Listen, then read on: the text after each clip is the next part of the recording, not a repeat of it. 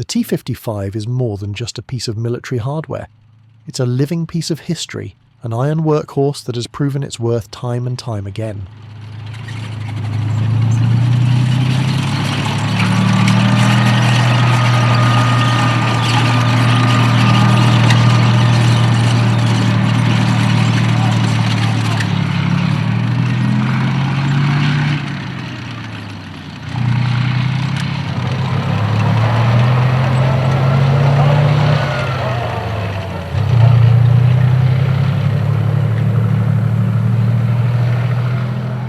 Back in 2014 we filmed this T-55 tank at the Victory Show in the UK, so we're going to take a bit of a dive into the history of these tanks, while this previously unpublished footage plays for your enjoyment.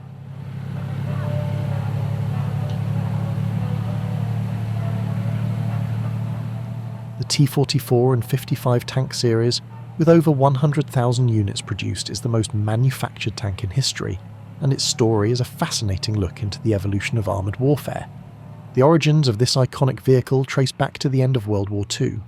Soviet designers, building on the success of the T-34, aimed to create a new medium tank that combined its best features, mobility, and a sloped hull, with the firepower of a heavy tank.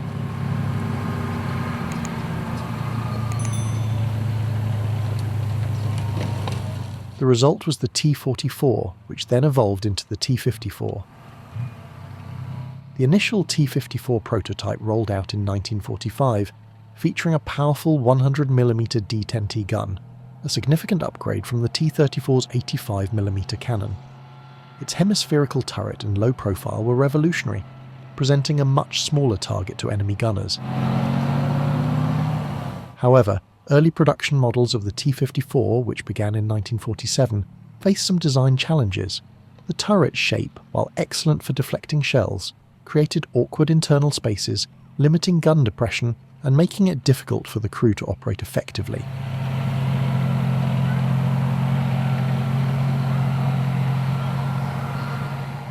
These initial teething problems were addressed through a series of modifications, leading to the T-54-2 and T-54-3 models, which featured a revised turret design and other improvements.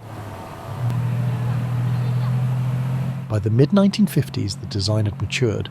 The Soviet military, however, was facing a new and terrifying reality: the threat of nuclear war.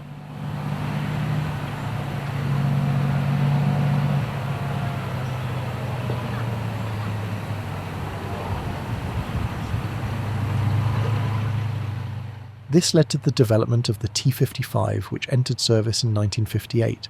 From the outside, the T-55 looked very similar to its predecessor, but it was a different beast on the inside. It was one of the first tanks designed to operate on a nuclear battlefield. It featured a comprehensive PAZ nuclear, biological and chemical protection system, which would overpressure the crew compartment with filtered air to keep out contaminants. This wasn't just a minor add-on. It fundamentally changed how armoured forces could be deployed in a potential World War III scenario.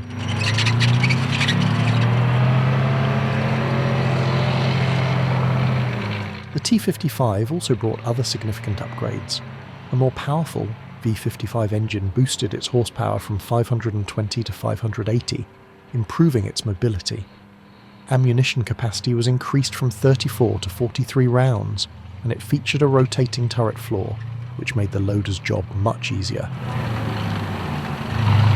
These enhancements effectively transitioned the vehicle from a medium tank to what we now call a main battle tank, or MBT, a single versatile platform capable of handling multiple combat roles.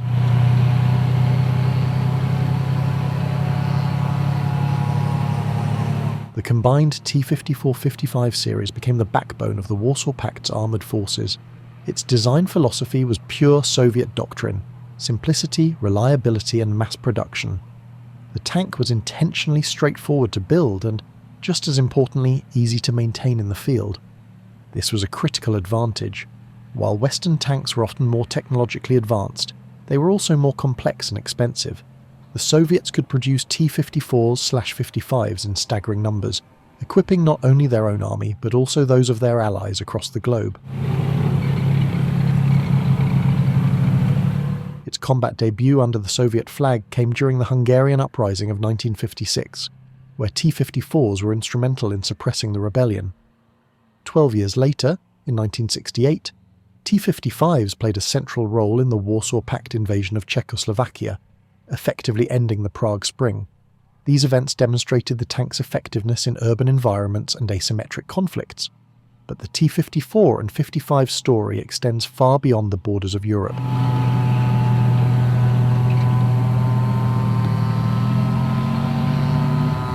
In the Middle East, it became a key player in the Arab-Israeli conflicts. Egyptian and Syrian armies were heavily equipped with T-54s and T-55s. During the Six-Day War in 1967 and the Yom Kippur War in 1973, these tanks went head-to-head with Israeli armour, including American-made Pattons and British Centurions. While Israeli crews and tactics often proved superior, the sheer number and ruggedness of the T-54 and 55s made them a formidable opponent.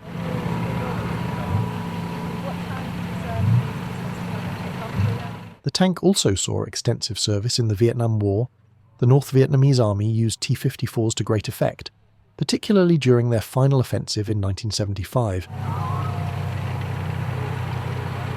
The image of a T-54 tank crashing through the gates of the Independence Palace in Saigon became a powerful symbol of the end of the war. Its relatively simple design was well suited to the jungle terrain and the logistical challenges of the conflict.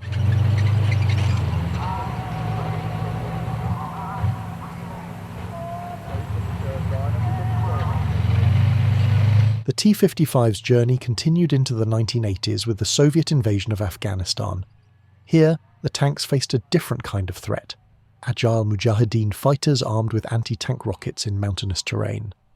While the tanks provided valuable fire support for convoys and outposts, their vulnerability in this type of guerrilla warfare became apparent, leading to the development of various add-on armour packages. One of the most remarkable things about the T-55 is its incredible longevity.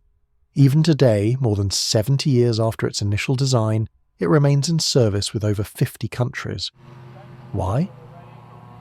A major reason is its accessibility.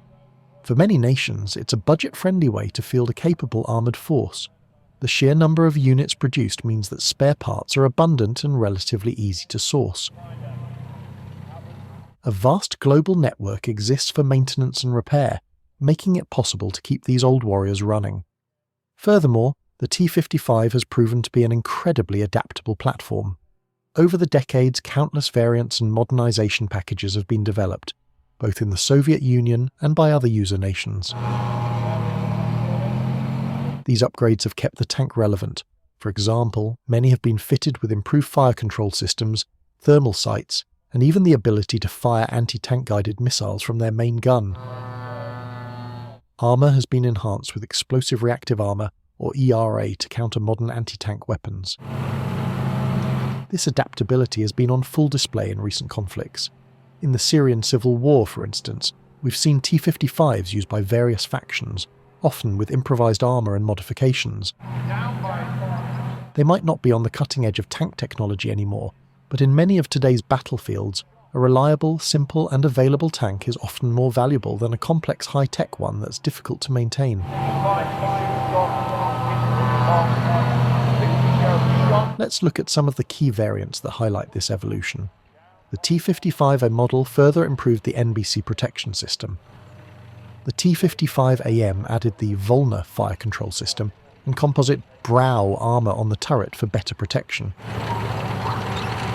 The ultimate Soviet upgrade was the T-55AMV, which featured explosive reactive armour, providing a significant boost in survivability against shaped-charge warheads.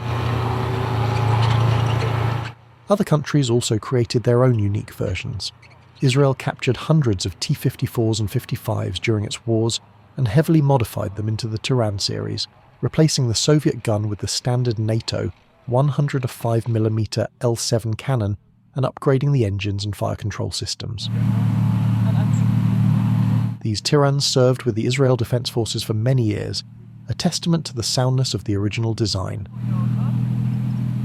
Similarly, countries like Romania, with its TR-85, and Slovenia, with its M55S, created heavily redesigned tanks based on the T-55 chassis. So, what's the legacy of the T-54 and 55? It's a tank that defined an era. It was the face of Soviet military might during the Cold War, a symbol of mass-produced no-frills power. Its simple, robust design made it the perfect export tank, spreading Soviet influence across the globe and shaping the outcome of numerous conflicts. While it may be outclassed by modern main battle tanks like the M1 Abrams or the Leopard 2, its story isn't over. Its continued presence on battlefields today is a powerful reminder that in warfare, simplicity, reliability, and sheer numbers are qualities that never go out of style.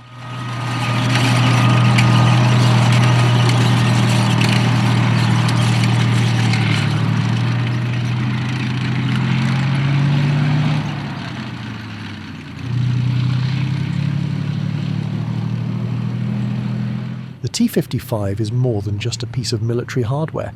It's a living piece of history, an iron workhorse that has proven its worth time and time again. Thanks for watching.